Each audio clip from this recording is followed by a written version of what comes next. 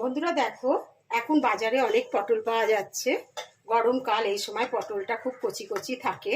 ওই জন্য আমি আজকে ঠিক করলাম কাতলা মাছ দিয়ে আলু পটলের তরকারি করব। সেটাই আজকে আমি তোমাদের সাথে দেখো শেয়ার করছি। নমস্কার বন্ধুরা, আমি মিতালি রান্নাঘরে আমার বন্ধুদের স্বাগত। আজকে আবার আমি একটি নতুন রেসিপি নিয়ে তোমাদের সামনে হাজির হয়েছি।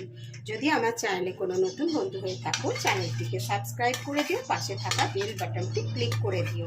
তাহলে আমি যে নতুন রেসিপি আপডেট করব সবার আগে তোমাদের কাছে গিয়ে পৌঁছবে।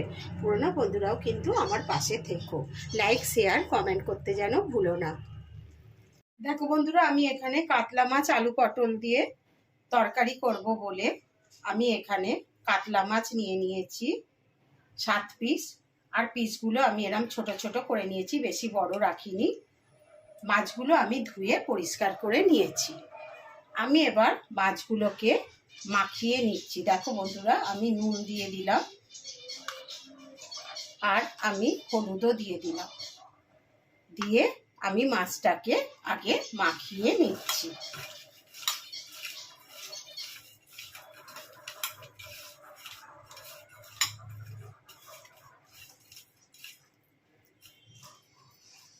মাছটা আমি মাখিয়ে নিলাম বন্ধুরা। এবার মাছটাকে আমি আগে একটু রেখে দিচ্ছি। দেখো বন্ধুরা, আমি আলু পটল দিয়ে মাছের জন্য আমি এইরকম ভাবে আলু কেটে নিয়েছি। দেখো, আমি এখানে বড় বড় দুখানা আলু নিয়ে নিয়েছি। আর দেখো, আমি পটলগুলোকেও একটা পটলকে ঠিক এরম ভাবে দুটো ফালি করে কেটে নিয়েছি। এই আলু আর পটল দিয়ে আমি মাছের তরকারি করব। দেখো বন্ধুরা, আমি আদা কেটে নিয়েছি, ছাড়িয়ে মিক্সিতে নিয়ে নিয়েছি। আর আমি জিরে, দেখো গোটা জিরে উঁচু উঁচু 1 চামচ ধুয়ে আমি পরিষ্কার করে নিয়েছি। জিরেটা একটু ভিজিয়ে রেখেছিলাম, আমি মিক্সিতে নিয়ে নিলাম। নিয়ে আমি এর মধ্যে একটু জল দিয়ে একটা আদা আর জিরের পেস্ট তৈরি করে নেব। দেখো বন্ধুরা, আমি ওভেন জেলে কড়া বসিয়ে দিয়েছি। আর কড়াতে আমি দেখো সর্ষের তেল দিয়ে দিচ্ছি। সর্ষের তেলে আমি মাছটা রান্না করব। আগে আমি তেলটা গরম হয়ে গেলে মাছটাকে ভেজে নেব। বন্ধুরা দেখো, তেলটা গরম হয়ে গেছে। তেলের মধ্যে আমি ছিটে ফোটা দেখো একটুখানি নুন দিয়ে দিচ্ছি, কেননা তাহলে মাছটা তলায় লেগে যাবে না, মাছটা ভাজা খুব সুন্দর হবে। তেল গরম হলেই কিন্তু নুনটা দেবে। এবার আমি একটা করে মাছ ছেড়ে দিচ্ছি।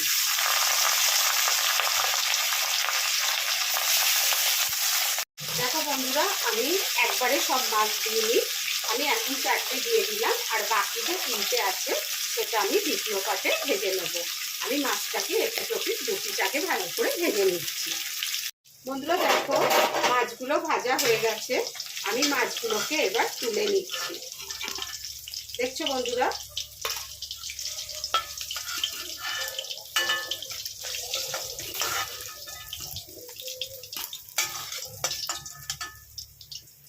মাছগুলোকে তুলে নিলাম। আবার দ্বিতীয় পাটে আমি মাছটাকে ছেড়ে দিচ্ছি, যে 3টে মাছ আছে। এই মাছগুলো আমি একইভাবে ভেজে নিচ্ছি। বন্ধুরা, মাছগুলো আমার ভাজা হয়ে গেছে। আমি এবার মাছের যে তেলটা আছে তার মধ্যেই আমি আলুগুলোকে দিয়ে ভেজে নিচ্ছি।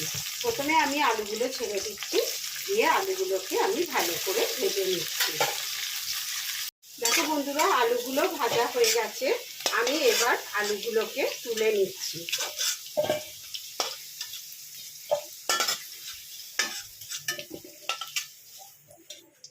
এবার আমি এই তেলেই দেখো যে পটলগুলো কেটে রেখেছিলাম, পটলগুলোকে আমি ছেড়ে দিচ্ছি। পটলগুলো আমি ভেজে নিচ্ছি। দেখো বন্ধুরা, পটলগুলো ভাজা হয়ে গেছে। আর ভাজবো না, ঠিক এইরকম ভাবে পটলগুলোকে ভেজে নিতে হবে। আমি পটলগুলোকে তুলে নিচ্ছি।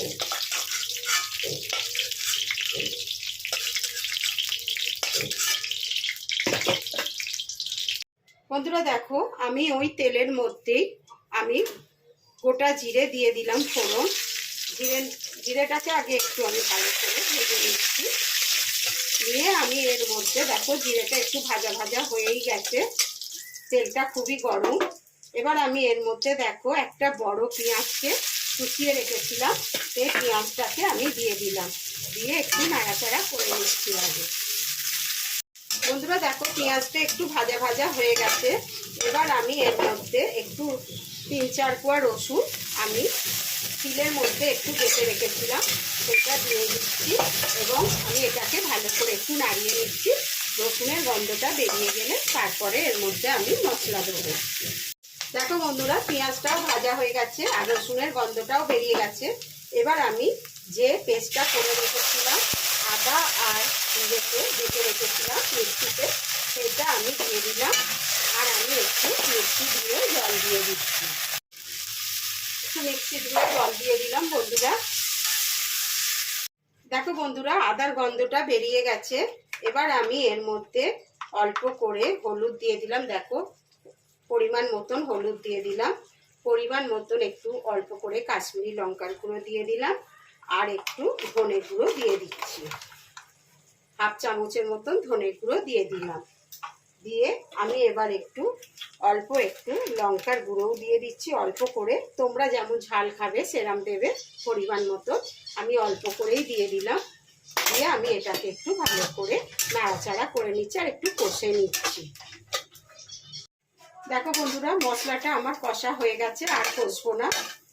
এবার আমি এর মধ্যে দেখো যে সবজিগুলো ভেজে রেখেছিলাম আলু আর পটল সেগুলো দিয়ে দিলাম। দিয়ে আমি এবার একটু নাড়াচাড়া করে নিচ্ছি। দেখো একটু নাড়াচাড়া করে নিলাম। আর এর মধ্যে আমি আগে অল্প একটু বাটি ধুয়ে অল্প একটু জল দিচ্ছি, পরে আমি বেশি জল দিয়ে দেবো। আগে আমি অল্প জল দিলাম, দিয়ে এটাকে একটু কষতে দিচ্ছি।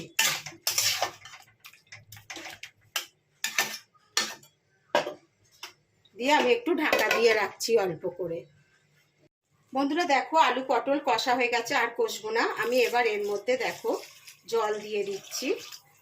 তোমরা যেমন জলের পরিমাণ রাখবে ঝোলের পরিমাণ সেরকম দেবে। আমি একটু ঝোল রাখবো অল্প করে, ওই জন্যে আমি একটু জল বেশি করেই দিলাম। আর আমি দেখো তোমরা লক্ষ্য করেছো আমি কিন্তু নুন দিইনি এখনো পর্যন্ত, ওই জন্যে আমি একটু পরিমাণ মতো নুন দিয়ে দিলাম অল্প করে। দিয়ে একটু নাড়িয়ে নিলাম। আর দেখো আমি 4টে কাঁচা লঙ্কা দিয়ে দিলাম। দিয়ে আমি ঢাকা দিয়ে দিচ্ছি। ফুটে গেলে কমিয়ে দেবো গ্যাসের ওভেনটাকে। বন্ধুরা দেখো আমি ঢাকাটা খুলে নিলাম। দেখো আমি তোমাদের দেখিয়ে দিচ্ছি। দেখো আলুগুলো সেদ্ধ হয়ে গেছে দেখেছো, আর পটলগুলো তো নরমই হয়ে গেছে। এবার আমি দেখো এর মধ্যে মাছগুলো সব ছেড়ে দিলাম।